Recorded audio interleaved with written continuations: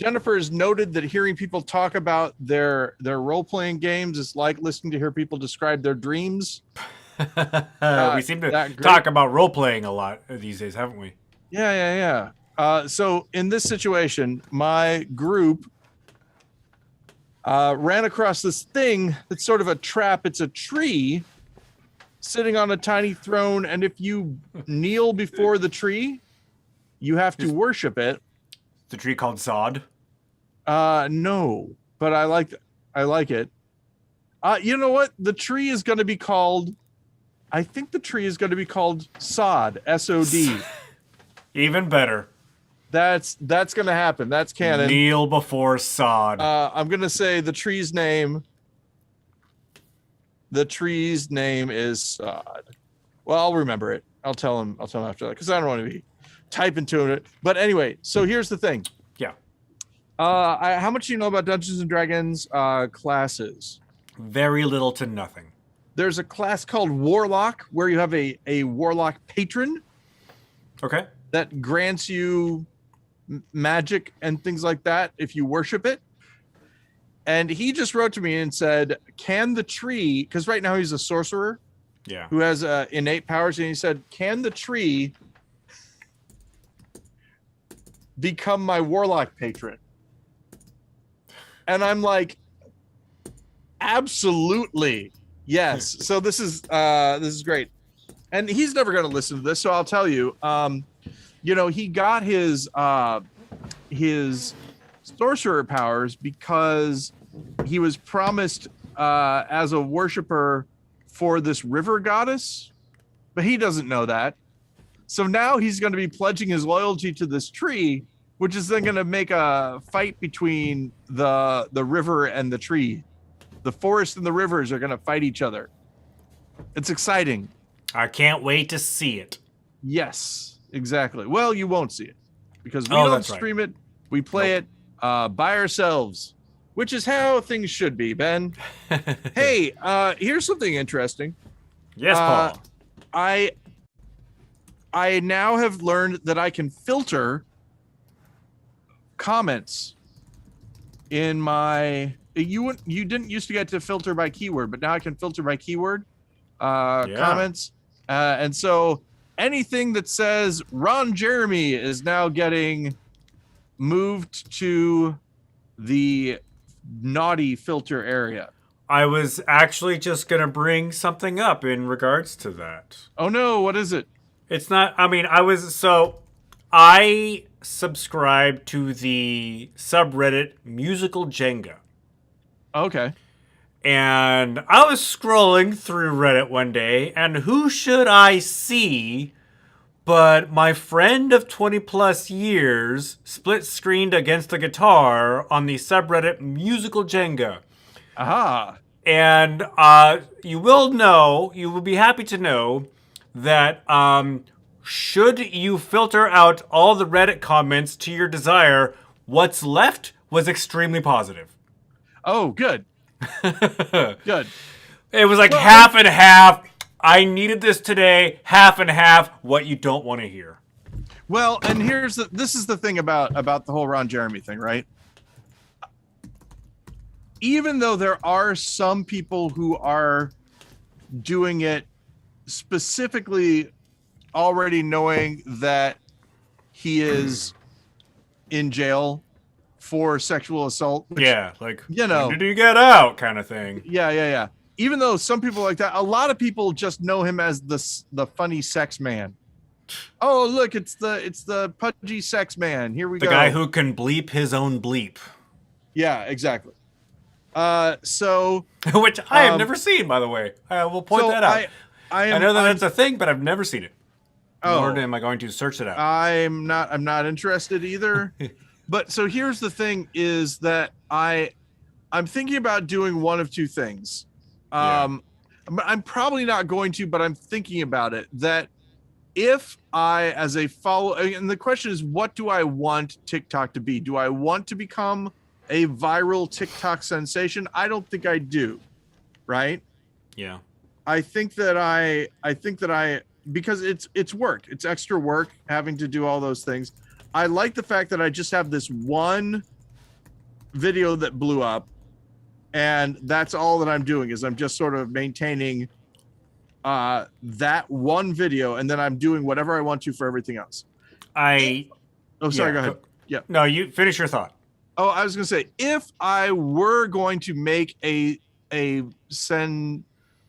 a follow-up thing, it would be a rap song called Ron Jeremy, To the tune of which would be similar to They Call Me Bruce.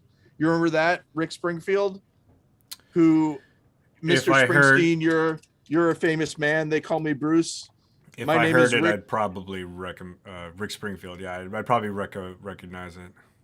Yeah, it's They Call Me Bruce. It's a song by Rick Springfield because he keeps on getting mistaken for Bruce Springsteen. So it would be like that. That is not what I'm going to do, though. I don't think Bruce could definitely get Jesse's girl. However, if he tried. When I was in my 20s, you probably had this same thought too. When I was in my 20s and I just graduated from college with an acting degree, and I had, I was on a TV show, I had a small part in a movie. I'm like, I'm going to make it big. By the time I'm 25, I'm going to be a big star. That's going to be awesome. And that's what I want. Obviously that didn't happen. And now that I'm in my mid 40s, and I have some perspective on life, I'm like, that would have been the worst thing to happen to me. Exactly. Yes. Being famous in your 20s is when you want to do it, right? Yeah. But it's like you think about what happens to child stars, right? That whole trope, child stars and all that. And you realize that you're not that much older. I mean, you are, but you aren't.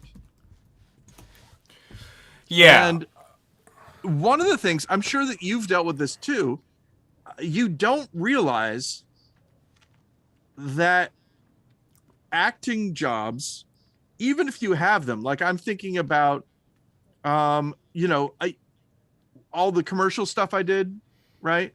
Which wasn't a lot, but I did. And, the other things as far as, like Cherub and the coffee table, things like that, right? Yeah. There's a lot of sitting around. And if you don't have other skills and other interests and things that you've, built your life on, it's just like when you haven't done anything and you're like, I'm going to become a professional writer. Well, okay. But, get used to being bored and or boring when you're not engaging in the thing that you've decided to build your life around. There's a lot of sitting around on set. Yes. I'm filming a project now where there's a lot of sitting around for people, and I feel bad because I'm like, well, it must be boring to just sit around. But there is one lesson I learned, and I don't remember who told this to me. But somebody who was it might have been like Basil Harris, or something who's like really well versed in the film industry and has a lot of wisdom to dole out.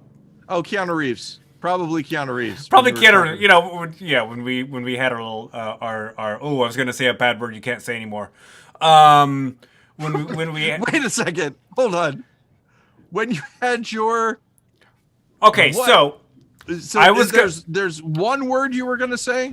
There is a phrase that I have adopted I've been saying my entire life, and I never really thought how much of a cultural appropriation it was, and I'm trying to correct my behavior.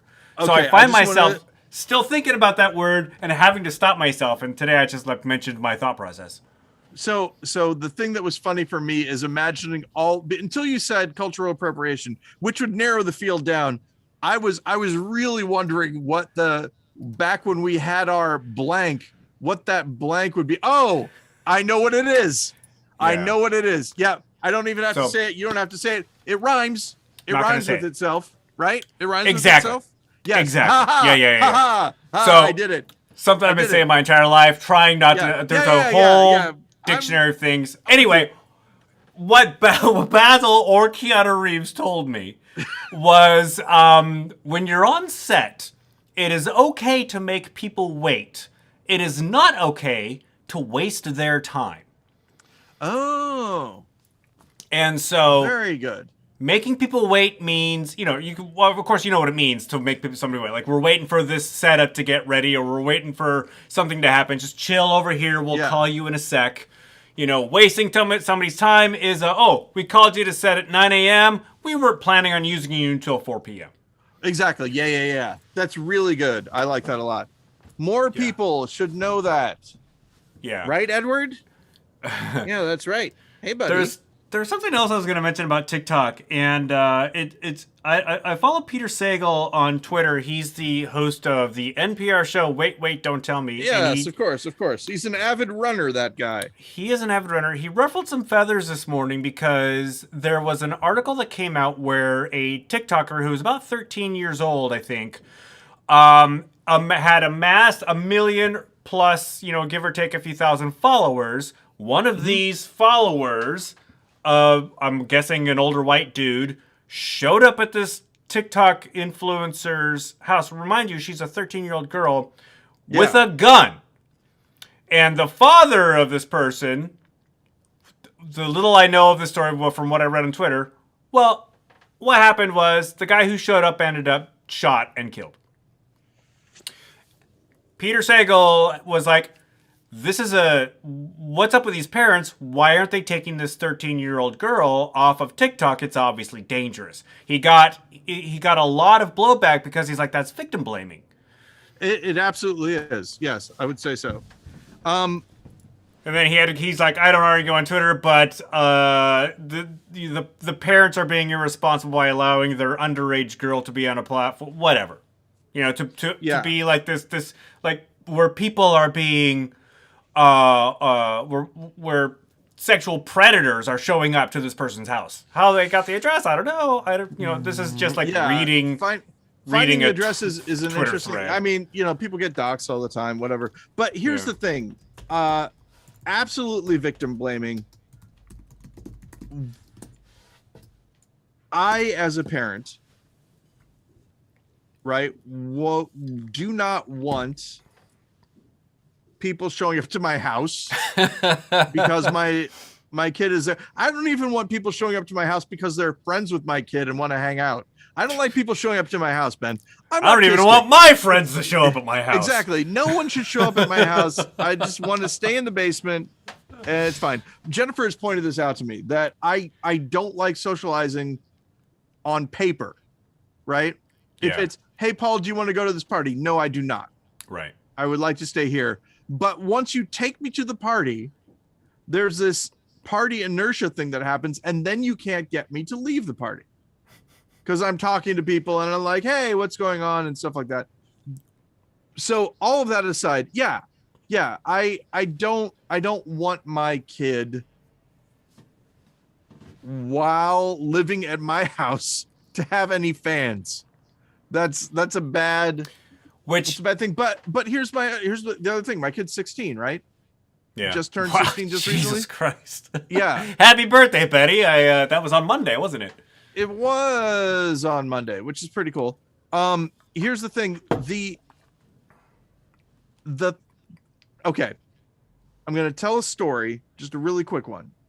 Yeah. And in fact, I'm not going to, I'll just tell this part. So there is a mask mandate in Illinois that recently, if you remember, got the restraining order against it. And the plaintiffs who got the restraining order against the mask mandate don't have to abide by it, right? It just so happens that there weren't any plaintiffs of that at my kid's school, so people all had to start wearing their masks again, right? Yeah. Well, there is a committee in Illinois that votes on whether things are good laws or not. I don't know how to describe it. But the basic thing is that they voted the mask mandate couldn't be upheld anymore because it was an emergency mask mandate. They had an emergency meeting about it. They said, can this still be upheld? They said no. So now masks are optional. Right. And there are a whole bunch of things about it. I did a thing on TikTok about all the different things. something's like they're like, okay, so we're confused. You said that parents couldn't come to school because of COVID-19 restrictions. What about now? And they said, we're still trying our best to have social distancing and fresh air in classrooms, and nothing about the question that was asked, right? In their FAQ. Can a parent show up? Nobody knows. I, for one, am in favor of masking and social distancing and all that. You can't go remote because you don't want to be around unvaccinated or unmasked people. You can only go remote if you have been exposed to unvaccinated or unmasked people in a way that makes. So that's the thing, is that one of the big things is that you can't exclude people, right? So there's a question: if someone is symptomatic with COVID, do they have to leave the school? And there were actual, like, if they are vomiting or have a fever or are losing control of their bowels, they have to leave. But what if you're just sniffly? Who knows, right? Or you get the fever. Then they say, do you have to wear a mask if you're symptomatic? And it says, if you are symptomatic, you are highly encouraged to wear a mask. Well, that doesn't mean that you have to. That kind of thing. Also, can someone change the seating arrangements in the room so that people are closer than 3 feet together?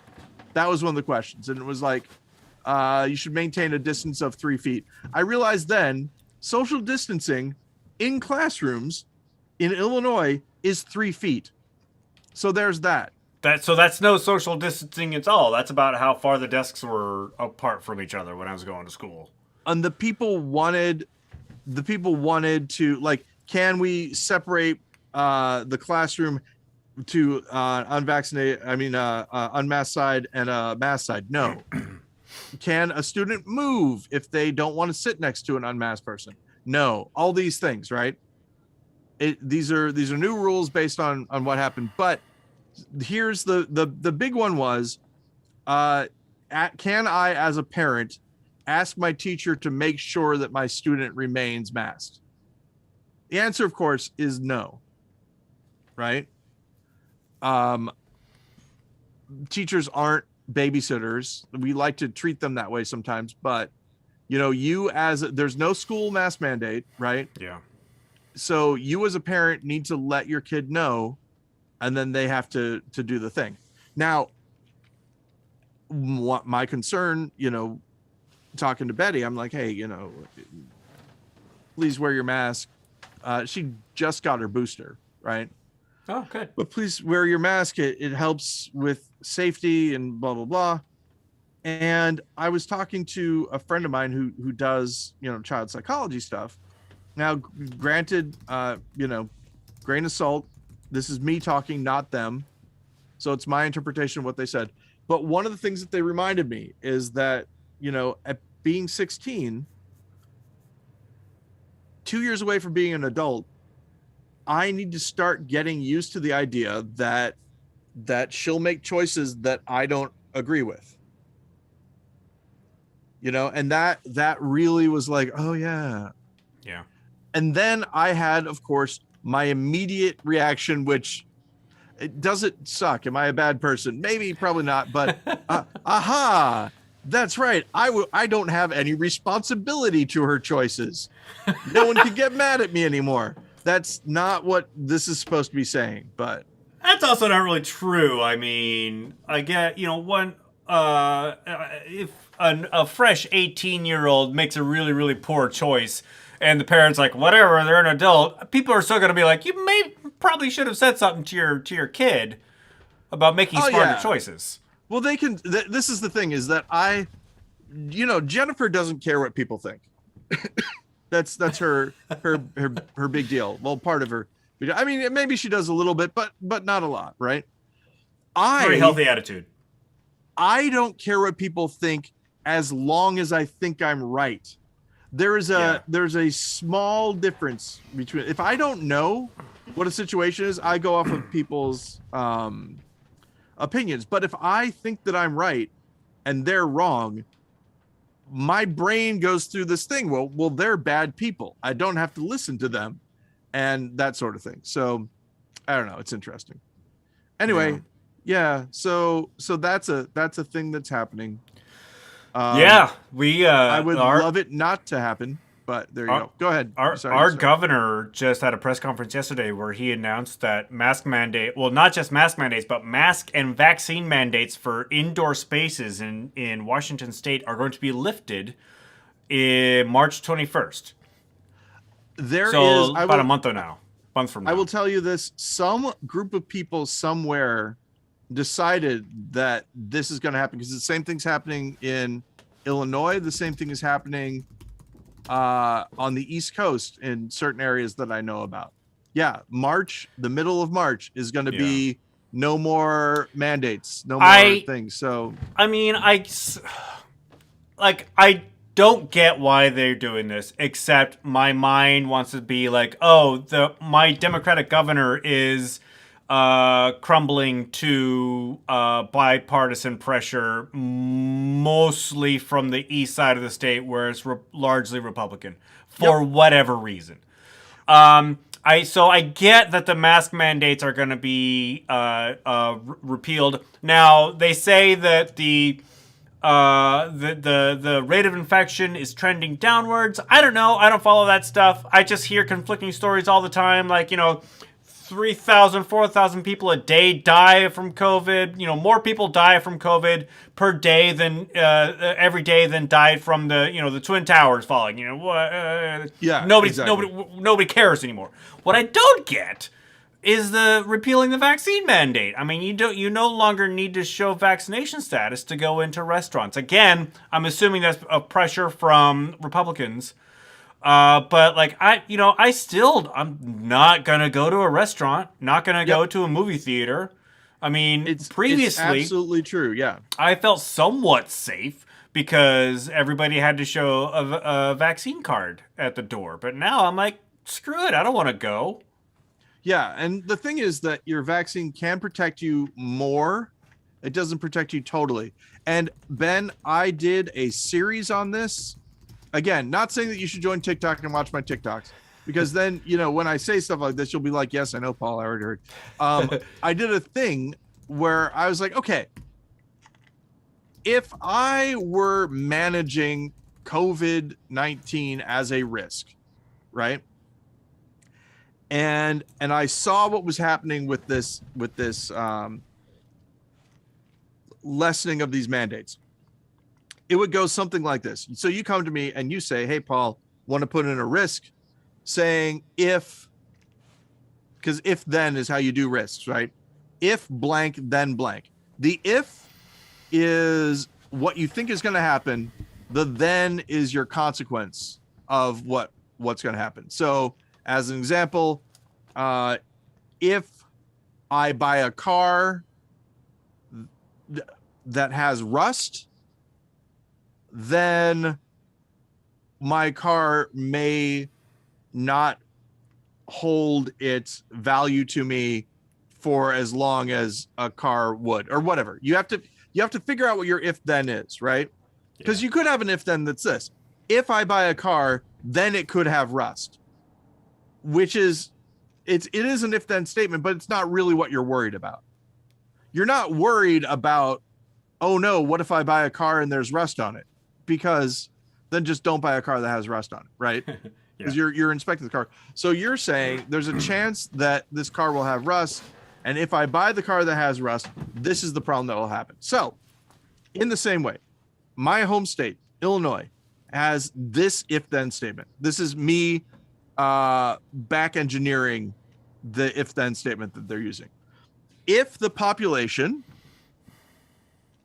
has over 20% infection, then we will enforce a mask mandate. Yeah. So the then is a consequence, right? And that's how they think of it. And I, as a risk manager, would say to you, you are not formulating this risk correctly. Because what the mask mandate is a mitigation. What your risk really is if people are exposed to COVID-19, then they may get COVID or long COVID, right? So that's your if then. And then the mask is a mitigation. The mitigation can go after the if, it can go after the consequence. So, and I'm just using this as an example. I'm not an epidemiologist, and I'm not, this is not a full risk analysis, but the idea would be this. So one mitigation, well, I can do this with you. What's one thing you can do to help stop COVID from Get a vaccine. infecting you? So get a vaccine. Get a vaccine works against the consequence, right? So getting a vaccine doesn't limit your exposure. We could argue that maybe it does, you know, if people are less carrying or whatever. But it doesn't necessarily. It limits the severity. It limits the severity. It limits the consequence, which is you will get COVID or long COVID. If you have a vaccine, you have a less chance of that happening. Another one, wear a mask, right? Wear a mask goes against the likelihood of exposure. If everybody's wearing masks, exposure less likely. Staying home also goes against exposure, right? So the idea would be if we were doing this correctly, we would then choose a closure criteria, which is when blank this risk can be closed, right? Or we stop doing it. Now if we do the thing with if you're over a certain percentage, then we have to wear masks. It would be if it drops below a certain percentage, then this risk can be closed. We no longer have the mask mandates. That's how they're operating. They're like, oh, we don't have as many people with COVID anymore. We can drop the consequence can go away now. Whereas I know. Oh, sorry, go ahead. I think I was just about to say what you were about to say. It's frustrating because it feels like it's too early. We did this again. We did this last year where they dropped the mask mandates, and guess what? A new variant arose, and the infection rate went up, and they had to institute the mask mandate again. They're pulling the mask mandates far too early. Right. And it's to placate the people who are like, I just want to get back to normal. Yeah. You will not go back to normal. Again, there is no normal. I wanted to do a TikTok and I decided not to because again, this is the thing. What am I after? Am I after views and controversy, or do I want to, just have a good time on the internet? Because I was going to do a thing where this guy is like, yeah, I just want things to go back to normal. Why won't they just let things go back to normal? And then there's another guy, I'd be both the guys, and I'd be like, exactly. I mean, you have to take your shoes off still. What's that about? And the no-fly list still exists. You can't figure out who's on it. You can know who's on it. You can know you're on it, but you won't know why. Doesn't make a lot of sense. TSA still in charge. FAA used to make the rules, and now it's the TSA all of a sudden.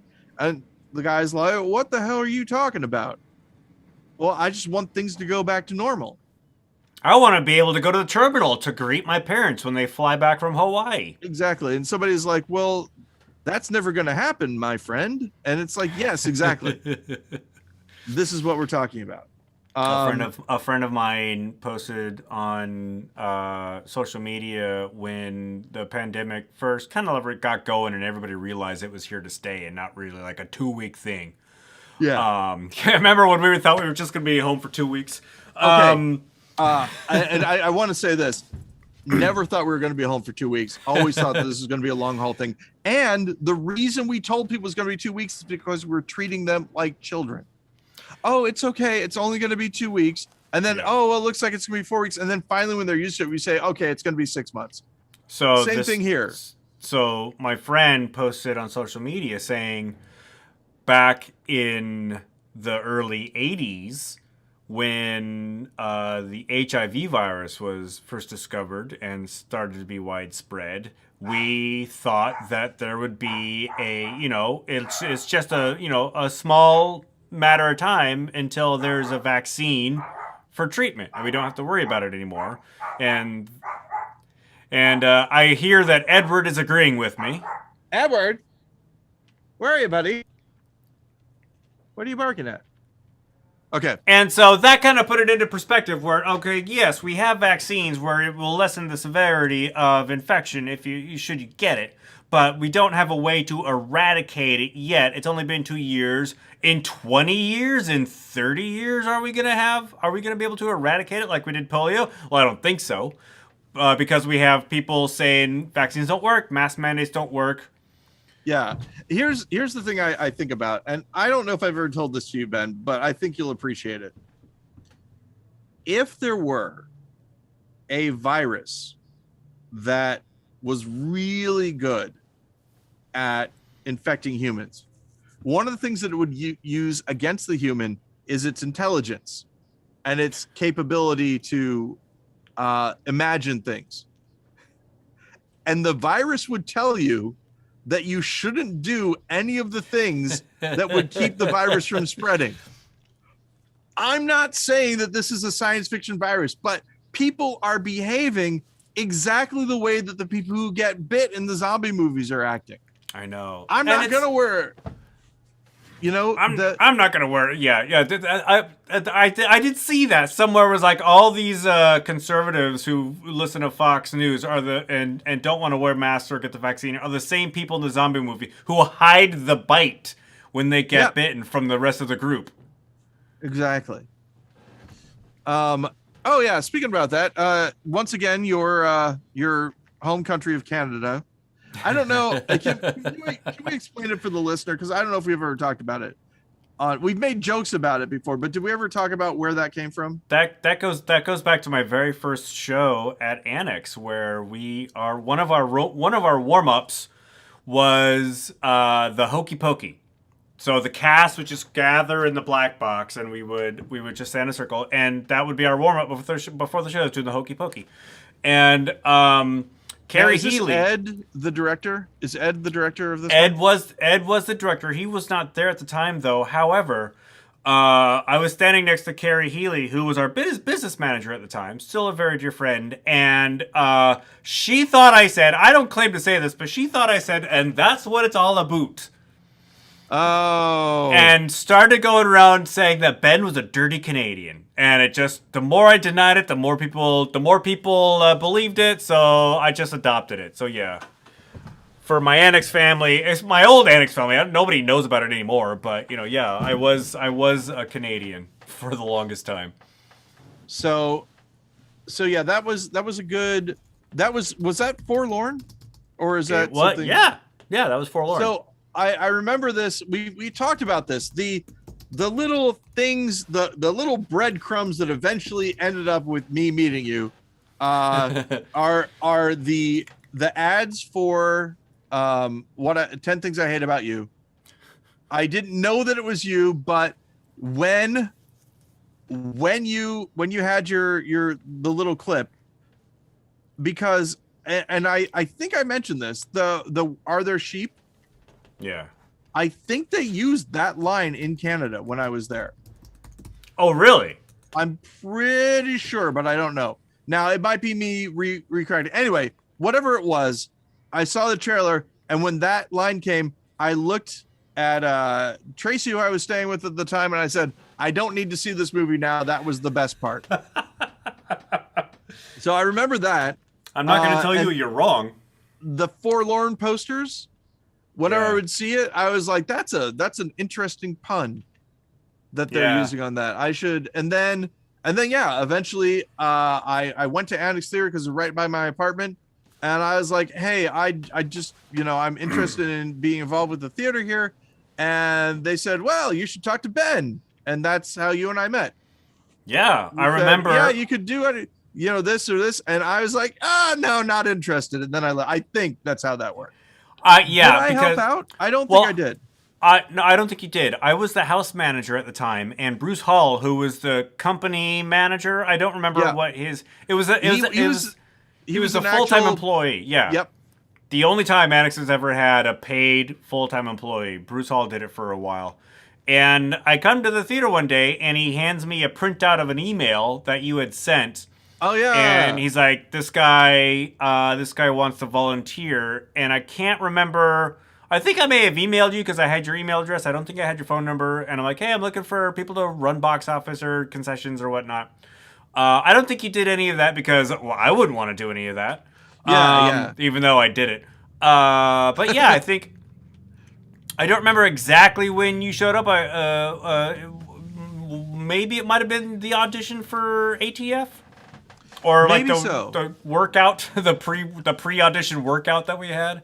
Let me ask you a question. Now, not many people listen to this podcast, but the banquet license thing, is that what Annex is still doing? No, we have a full on liquor. Well, actually, honestly, I don't know if the liquor license has been renewed because we haven't sold any alcohol for 2 years. Well, let's can we talk about the banquet licensing, because I think it's kind of ingenious in a way. Yeah. So here's the thing. In Seattle, now you stop me when I get this wrong, but in Seattle, if you want to have a liquor license for a building, you have to do, X, Y, and Z. But a theater puts on performances, and those performances are limited in nature, and they have a certain time period in which they happen. So you don't actually have to get a liquor license for your building. You get a banquet license for the performance that you're doing. Is that correct? For the event, yeah. So Yeah, for the event. If you rent, say, a warehouse space and you want to sell booze, you got to get a banquet license for that event. But if you are leasing something for a long period of time, you can just get a regular liquor license. Yeah, I think banquet licenses have a limit on how many you can have per year. I'm not quite sure of that because I've never really had to deal with that. That's just sort of like what I've gleaned from people talking about getting a banquet license versus getting a liquor license. Yeah. That's very cool. And I'm excited to hear when the next time you sell alcohol will be. Maybe in March. Who knows, man? No, but this is the thing, is that Annex, I need to point this out. Annex Theater is not chomping at the bit going, or champing at the bit, however they say it. Like, oh, can't wait for them to drop that mask mandate so that we can open up and give everybody COVID or whatever. I know. So not we can the be way a the super theater spreader. operates. Yeah. It's we had programmed an entire season that was going to happen in 2020, and of course, we got, I think, half a show in. We got into a build for one of the shows, and we had to close. But one of the shows I was really excited about, and this is how real this is all becoming. The writer of that show took it to a different theater and is mounting it. Now, granted, the writer of that show took it to his own theater company. He belongs to a different company in town and brought it here 2 years or 3 years ago and wanted us to produce it. And we accepted it because it looked like it was going to be a great show. Yeah. But now it's going to be produced by a different theater company. So I'm still excited to see it. I'm bummed we're not doing it, but also, I don't want to come see a play at Annex, and I'm here every day. Yeah, and who knows if that's even going to happen? You know what I mean? Like, as always, anytime they drop one of these mandates, it's great until I think, and this sounds dumb, but I think the way that this might go, you've heard it here, February 18th, 2022 at 6:42 Central Time, 4:42 Pacific. We may enter a situation where the powers that be, for everyone's peace of mind, to get everyone start saying, yeah, all the COVID cases have dropped off, and anybody that gets COVID now will just have a really bad cold or respiratory infection. It won't be called COVID anymore, and they'll just treat it on an individual basis. I'm not saying it's going to happen, but it may if people get too crazy. Also, yeah. Oh, sorry, go ahead. Yeah, I mean, yeah, I think you're right. It's just going to be a thing. We're going to learn to live with it. I think years from now, we'll know more about how it affects people. We'll know more about how multiple exposures, multiple infections affect people. But I can see right now that it's just going to be one of those things where, like, you get your flu shot every year, you get your COVID shot every year as well. I want to say also that the coming election in France is interesting, they have a big right-wing push going on over there. Canada is having a big right-wing push, it seems like. Here's the one thing about the Ottawa convoy thing. Yeah. I've been telling people about this since 1999. Whenever people are like, I wish whenever there's a thing going on in the United States and they're like, I hate this. I want to go to Canada where this kind of stuff doesn't happen. Now people are seeing, oh no, this stuff happens in Canada too. It's just that I'm a little relieved that Canada also has right-wing extremists. Like that's just not an America thing or a United States thing. Yeah, but it's not great because they're networking. Yeah, the groups are. It's one of those things where it's like it's a minority of truckers. I've not heard stories, I've not read articles. I've seen headlines, which is how I absorb news. That I see headlines on Reddit. But one of the things is 90% of Canadian truckers hate this. Yeah, well, I've heard this. There are American trucking companies that are no longer using that route, and so won't deliver along that route right now. That is a thing that I have heard that I have faith in the source of that material that is happening. So yeah, it's an interesting. I would, if I were the Canadian trucking companies, I wouldn't like it. And then the thing that they do is they're like, this is your freedoms we're fighting for as well. Well, maybe, but I don't. It's if you look at it, it's the same playbook in Canada. The United States, Australia has the same thing, same talking points, all that. Yeah. It's interesting to watch it. Every once in a while you hear a story where it's like somebody found out that 95% of all the posts on social media about these pro trucker, Canadian convoy blockade comes from 12 accounts that aren't even based in Canada, And the big thing with that is that people like, I was going to say you and me, but you're not on Twitter, and I really don't do this because What do you mean I'm not on Twitter? I'm on Twitter. I mean, sorry. I tweet at you every week. TikTok. Okay. That part you're correct about. But Twitter has it too. Here's the thing. I'm not saying that it's because this whole idea of having superpowers because you have a different neurological makeup. I don't like it. It's a problem. It's a big, dumb thing. But I will say this, having worked for online communities in the past, I'll say this, I have a pretty good sense when things are fake on the internet. And the rule is everything's fake on the internet, Ben. Every single one. So here's the thing. One of my songs, that did very well, or the only song that did very well on Twitter, on TikTok, they start with a T, whatever. They both start with a T. But there are people who do blind reactions to it, and I never want to call them out, but I can sense when someone is actually blind reacting when they haven't heard it before, and when they're pretending that they haven't heard it before. And it's weird that people would pretend like they haven't heard before, but they do it. And I enjoy seeing their reactions still, but I'm not under the illusion that they actually just started listening to it for the first time. So yeah, the reason I bring that up is that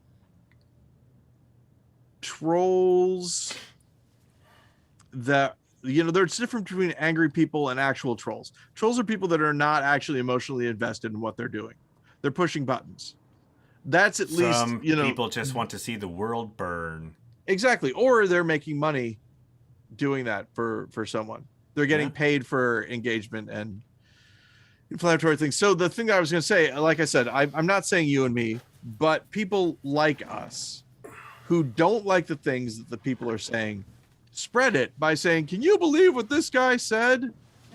I can't believe. Look at this person and how much smarter I am than them because they're dumb." That sort of thing. Have you on Twitter seen, for instance, the thing of, and they're usually white people making horrible food decisions, just like incredibly insane, like spreading spaghetti all over their table and saying, "This is the best way to that I have." Follow me for more recipes. Yeah, exactly. I wouldn't say that I see that on Twitter, but I have seen some of that on the subreddit r/s food porn. Yeah, because there are groups of people that are doing this on purpose. They don't actually make food this way, but they make a video about actually making food this way, and they know that people are going to catch up with it and go, "This is disgusting. Look at what these people." There's a group of people who are making cocktails in a toilet. That was prison style. Well, I mean, the idea is that they were at a party and they're like, "Yeah, this works. I'm gonna just dump this whole thing of orange sherbet in here or whatever." That, and then they scoop it out with a ladle. It's the people just want to get a rise out of other people. Exactly. And the thing that people don't get, that I think you get, Ben, is that, like, an example somebody said to me before is, if you read a news article about some event that you were at and you look at all the stuff that they got wrong about it, imagine that someone was at every single event that they report on. The news that we see is, at least when I was doing journalism stuff, is the best approximation of what happened that you can get. You talk to a bunch of people, you run it through your editor goes, "Okay, now you say this and this, these two statements conflict, you should call this person back, get a, mention that they said this, but this other person said this, which is it?" Try to get everyone on the same page, like that sort of thing. I don't know if that's being done anymore, but it should be, right? We should still be doing that. But people, the big thing is this: you won't get it right 100% of the time, but you try to get it as right as you can. And if you can't confirm something, you don't run it. That's how things used to be, which is why, at least at one point in time, when somebody was making up quotes for a newspaper, it was a big scandal. Like, I can't believe that this person is doing this, because they're not supposed to do that. How can we trust anything this newspaper prints anymore? Exactly. Ugh. Hey, I know you'd want to know, we got a couple of viewers right now. Steven and Chris are with us. Hey, Steven and Chris. So is it Stephen McCandless Stephen, or a different Stephen? No, say the very same. Is it, and who is the Chris? Is it a Chris that we know? Yeah, it's or Chris, Is it Chris? I'm gonna let you. The first one I think it was Chris Haddad. No, that's the first Chris. No. Okay. Chris. Do I know any other Chris's, man? Ben, don't do this to me. Chris, I apologize. As soon as Ben tells me what your last name is, I will of course know who you are. Is Chris saying anything? Is Steven saying anything? Yeah, is Steven Chris says. Compty? Which Steven? No, it's not Chris Compty. No, it's not Chris Compty. Sorry again, Chris. I'm sorry that I'm saying Chris's and then being disappointed. I'll tell you what, I'm glad it's not Chris Haddad or Chris Compty. I'm glad that both of them are not watching. It's Chris Nill. Chris actually called us a couple of months ago when we first had the phone number and talked to us for a while. Yes, okay. And at the time that Chris was talking to us, I did the exact same thing. Chris, I should, from this point on, I'm going to guess that you're the Chris. Here's the thing that was stupid. I was going to name Chris's that I know from Illinois, Ben. No. Also, Steven's a little upset that you had to ask which Steven. Well, I didn't want. Here's the thing. I was actually wondering about the Chris, but I thought I'd ask about the Steven first. Just so, to sort of yeah. throw off the scent, as it were. Steven, I was almost 100% sure it was you. Was I 100% sure? Maybe not, but probably yes. I'm a man of mystery, and you'll never know for sure. So, Chris, thank you for watching. How are things? Also, Steven. Steven says it's the Steven is in all caps, who Yes. mailed you some of the equipment you needed to, for example, not constantly run out of batteries. For those listeners just tuning in, that was something that sometimes would happen when we would record the show before the live streaming days, as Paul's recorder would run out of batteries. Hey, is that okay? Remember those Steven? days? We are on episode 312, after all. Steven, you have to know this. I must tell you, I thought that you just gave me batteries, and I was like, oh, this is nice. Steven gave me batteries. What a weird gift, but appreciated. So I apologize for that. We are hostile towards our listeners. Also, Hundreds of episodes ago. I have a sneaking suspicion, and I'll just say this. The name on the package led me to believe that it was perhaps from Steven. That is all I am saying. Not because Steven's name was on it, but because the name that was on the package seemed to be a fun pun that someone like Stephen McCandless might have thought of. This is all I'm saying.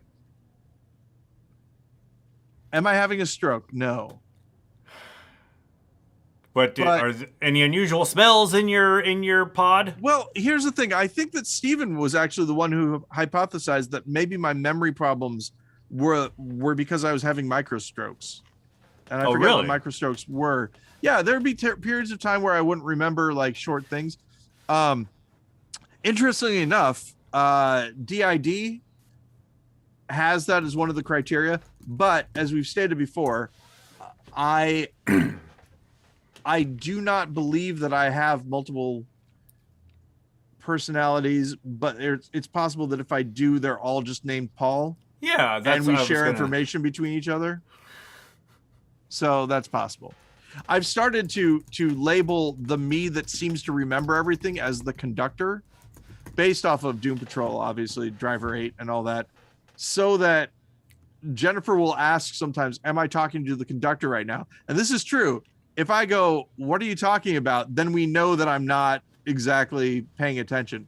But if I go, yes, if I know what the conductor is, then I know that I'm paying attention. I get stupid sometimes. This is the thing. It's like Flyers for Algernon, Ben. I get stupid and forgetful sometimes. And it's frightening to me because I don't know when it's going to happen. I mean, if you drink alcohol, I would say that would be a contributing factor. But I don't. But you don't. Yeah. I don't know. I just finished watching the 3rd season of Doom Patrol, and that actually, the whole multiple personalities and there being a conductor played heavily into the storyline for one of the characters. Yeah, this is what I'm saying. That's Jane. Yeah, Jane from Doom Patrol, which is Dan a character Guerrero. created by Grant Morrison for Doom Patrol. Yeah. So very cool that he's there. Oh, I got Peacock, by the way. Did I tell you that? So that Jennifer could watch the Olympics. Oh yeah. That's Jennifer is a fan of the Olympics and the human rights abuses of the country of China. She can't get enough of them. Saw this really absurd picture where there was like this downhill slope of that's like white powder, looks beautiful, and it's right next to like these nuclear cooling towers. You know, it looks like the Winter Olympics are just slotted right into this, apocalyptic wasteland. Well, Ben, I will tell you, I think that you know this already, but one of the things that I like brutalist architecture. I like factories in the middle of forests. I like that juxtaposition. Before we go, aesthetically pleasing. we're getting a little short on time here, so I have to ask. This is actually a request from the comments. I need to ask you, what do you think about the socks? Socks. Yes. Aha. So here's an interesting thing. I bought a box of socks for myself, and I was surprised when another box of socks appeared. And therefore, here's the thing. The socks I bought for myself are one size, and the other box has two sizes, and therefore all three members of our family now have the same pair of socks, and that's pretty awesome. As long as we're talking about socks, I'm gonna promote the brand of socks that I'm wearing. I took my shoe off. They're called, I don't know if they're just called weatherproof or not. These are the most comfy socks I've ever worn. My sister gave them to me for Christmas. Oh. And I think I have like 5 pairs. I look forward to putting them on every morning. I'll tell you what. What are they called again? Well, the bottom says weatherproof. I'm not quite sure if that's a brand name or if they're just weatherproof socks. Everybody, go out. They're find out from your sister being weatherproof, so that we can share that with the people, so that they also know. Yeah, and maybe they'd like to be a sponsor. This episode of the GudeLaurance podcast is brought to you by Weatherproof Socks.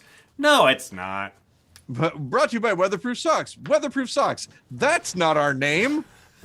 Weatherproof Socks. How did you get this number? Weatherproof Socks. Keep the car running. I'll only be a minute. So we're still going. We still have a little bit of time, Ben. For sure. So hey, Cyberpunk 2077 update for the PS5 came out, and it's really good. I like it a lot. But Blade Runner 2099 has been announced. What? Who's going to be in it? I have no idea. I just saw that it's a thing that might happen. I'm excited to find out more. I just finished watching Peacemaker, which is on HBO Max. I enjoyed Peacemaker, and good. And our friend Chris Haddad posted on Facebook something that I had been thinking for a while.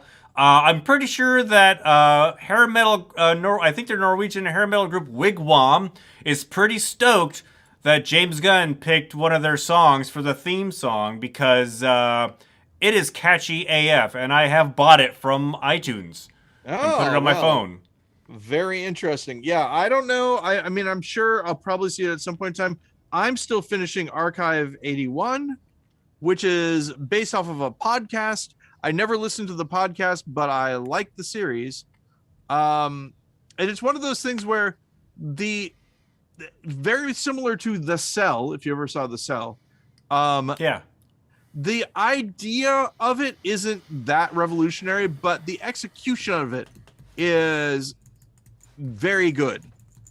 And I think I prefer that sometimes.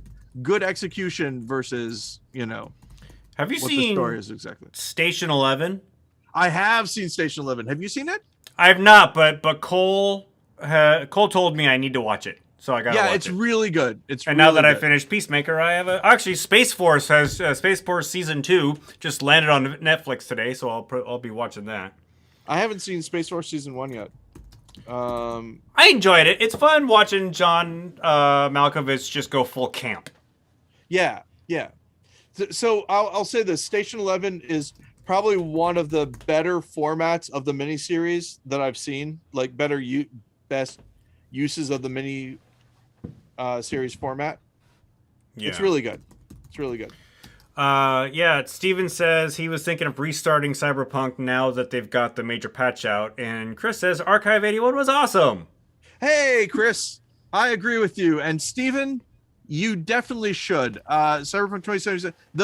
Okay, I'll just give you an example. So I'm running a character that has 20 cool now. I put all of my points in cool just to see what it was like. And when you throw a knife now, you get the knife back. It shows up in your inventory again after a certain period of time. Knife. It's a what was it? Paul Hogan brought in to assess knife details or something to that effect. I don't remember exactly.